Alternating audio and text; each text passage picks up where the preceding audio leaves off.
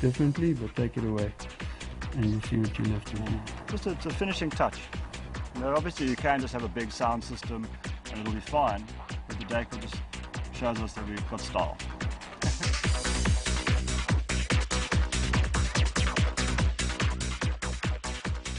There was initially an idea, the idea came to me that we need to have visuals at parties, but we weren't sure how we were going to do that. And at those first parties we used to actually make the screens ourselves and sew up fabric and all that kind of thing. Basically we take fractal images, computer-generated images, video that we make ourselves. And everything that we did was very rudimentary and very basic. I didn't have a mixer, didn't have the high technology we do now. Yeah, especially the speed of computers. That's ultimately the power and where it lies. The faster computers, more RAM, better graphics cards means smoother images, more capabilities, more material to work with.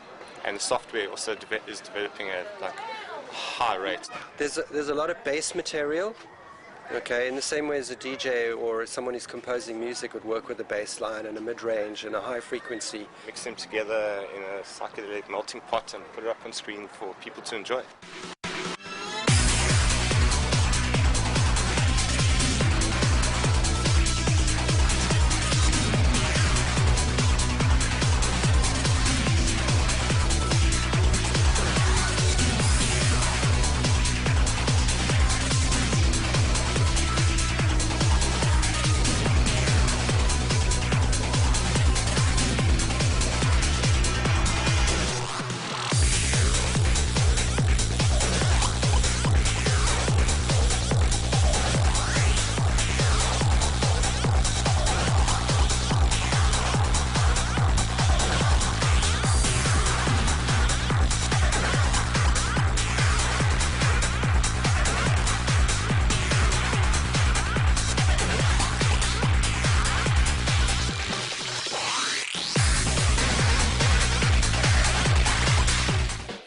Thicker, fuller, fatter sound. Harder, faster. Yeah. Generally faster. I mean, The nastier stuff. Yeah. Yeah. Stuff that plays with your mind more like thinking music. It's much more serious, I think. I think at night, good nighttime music really plays with your mind. It should. I mean, nighttime music is more of an intricate journey, I reckon. People And it was an important part of parties. the overall music. You know, if you take the party as a whole, there's got to be suitable music to fit in the nighttime because you can't just have the same music playing the whole time. So I think that's when we first burst onto the scene, we just pushed that and pushed it hard, you know. And as a result, We're known as the nighttime people. Gained a reputation for that, and darkness, nighttime, evil, all sort of wrapped in one all together. But we're not really. Look at those nice colours in there. I also, want to keep it innovative and creative and a bit crazy. I think that's important. We'd all been producing music only in Cape Town. We hadn't been traveling, so we were writing very much for this scene. And that was the music that all of us felt was working at the time and was working here. Obviously, it's traveled quite well. You need to make your product slicker and better produced and all that, but we've got a following of people who like it quite dark and psychedelic, and we started doing a little, I think it was a Wednesday or Thursday night trance thing, and we did a party at Afrogalactic because no one else would play us, so we had to organize our own parties. I think that's quite a standard, and eventually after that we sort of started a label, so that's where it started. The first release was in 2001. That was probably from 2000 that we were doing that. We do parties here, we've got our profile here, but I think a lot of what we do is now targeted at overseas. And as far as I know, it's going very well. It almost like it existed before any of us chose it. It was there. Nano Records got involved with the global charity movement Earth Dance, the world's greatest and largest dance for peace. Its concept began overseas in about '96, and it aims to be the largest synchronized dance event on the planet. It's kind of around about the time of the millennium, there's a big influx of travelers and something sharing of ideas, and it's really kind of stoked the fire for us to get stuck in.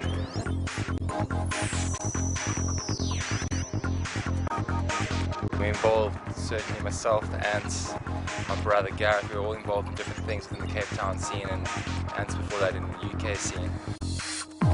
It has become a global phenomenon, and each year new organizations get involved and the idea is growing. On a chosen date, people join together to dance as one global community, united with a common vision for peace and environmental consciousness. And we're like really hoping, okay, this is time. The guys are getting up to stand, and now we can actually, ourselves and everyone else pull together and offer something to the world and hope to come on storming.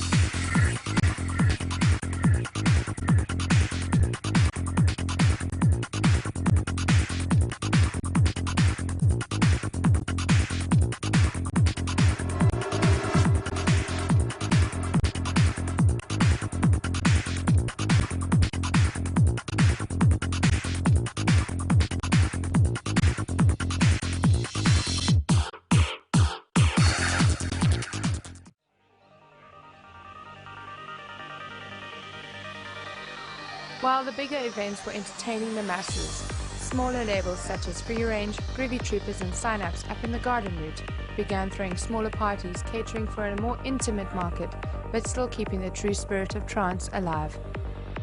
There's been a lot of talk, I think within the trance scene, people that have been in it for a long time, some of them will prefer smaller, more intimate gatherings, because I think that's how it all started, so people still have a kind of a nostalgia for that. I think there's a big crowd of people out there that only go to big productions, and there's something that they're missing out on by not coming to smaller parties.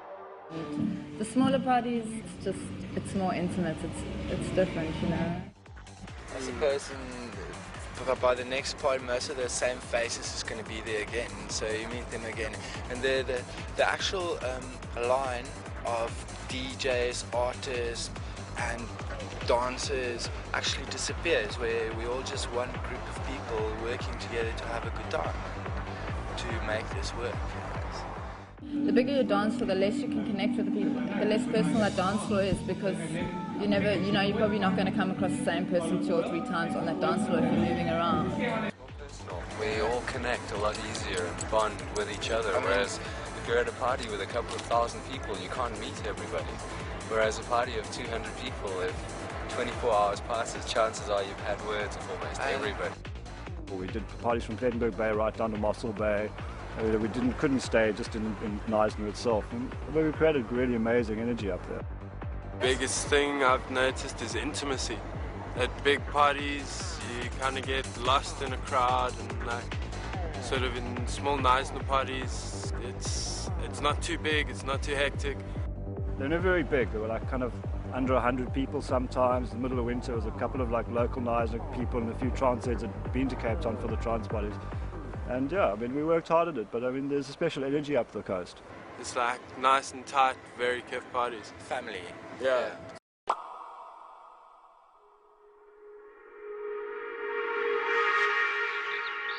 It's a perfect day. Around about 10 o'clock in the morning, the sun's out, it's nice and warm. It was like a carnival atmosphere.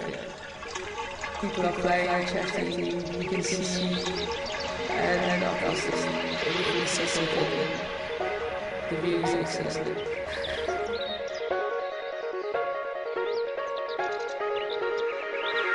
Enjoying the music, you're outdoors, out in nature. You couldn't possibly be happier. To me, that's my nirvana. That's utopia. On the dance floor in the middle of the outdoors with a side trance party on the go all around. Yeah, and it's fun. You come and play, you leave all your worries and as well, let's go, let fucking your hair down, get away from work and fucking just enjoy yourself, And it's like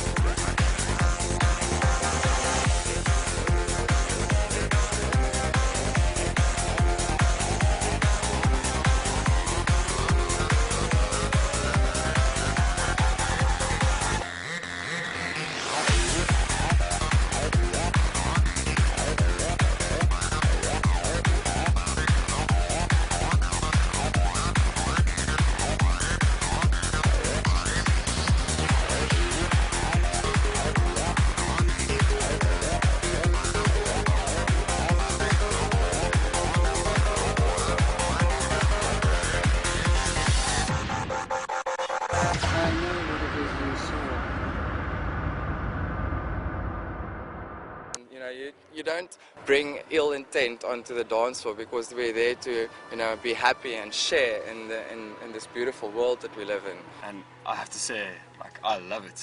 I mean, it's great. Like, there's no negativity at trance parties whatsoever. It's just great, eh? Yeah. It's truly a learning curve. I find I learn so much about people and about myself in these parallel levels. Keeps you healthy, keeps your mind fresh, because you start to clear your head. And that's the whole point of dancing. Where was I? Now I know where the path is. So you go into a deep meditation and, you know, you cut yourself sort of off from the outside world and you find your inner self. There's many other things that bring on that state of mind, but dancing is pretty much one of the easiest and most accessible for everybody. It's a group thing. I'm trying to get my mother into it, and I'm trying to get my father into it because I'm from the older generation. Trance is music that takes me to all sorts of levels.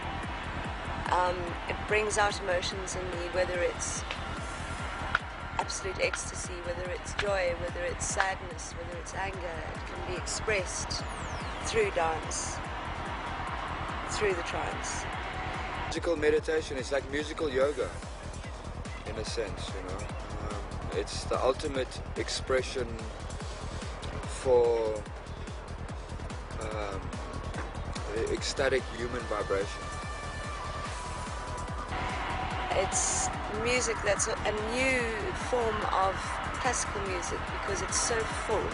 It opens up all my chakras. It takes me to a higher level than just being. It moves me like going to watch a performance of, say, Tchaikovsky's 1812, which can bring me to tears. Trance can do the same thing.